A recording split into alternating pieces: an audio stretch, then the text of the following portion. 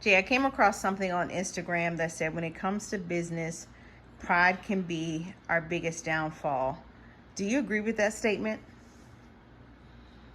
I don't agree that's the biggest. I think it's definitely a big one, um, especially in leadership and running a business. It's definitely can hurt you tremendously.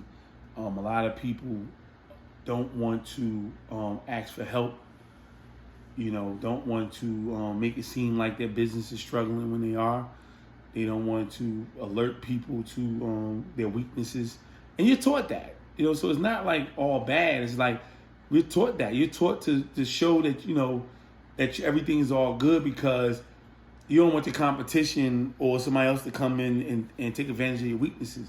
So it's not all bad, but you got to learn how to control it. But one thing I say, like, you got to listen first, be willing to learn, and then it makes you an effective leader. So if you're not willing to listen to anybody, because a lot of CEOs aren't, especially if you have some measure of success, it's hard to get somebody to listen. And then you're not willing to learn from anybody, or whether it's personal development yourself, which for yourself, or is it just a subordinate who's showing you something because maybe they know more about a certain portion of your business than you do. You're going to be, it's going to be a hard time being an effective leader if you're not willing to listen and learn from individuals. And a lot of times, the thing that prevents you from doing that is your pride. So, as business owners, you can't be prideful.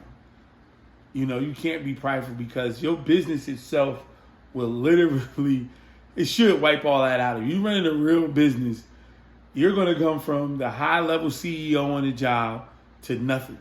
and yes, you can call, the only thing you're going to have is you can call yourself CEO. But you down there answering phones, you cleaning up the office like a janitor, you doing everything everybody else that you didn't want to do in the C-suite. And you're doing that stuff as the CEO until your business grows and becomes something else. That's the humbling situation. That's the part where, that's where the gratefulness will start to come in when that success comes around, because you're going to remember those times.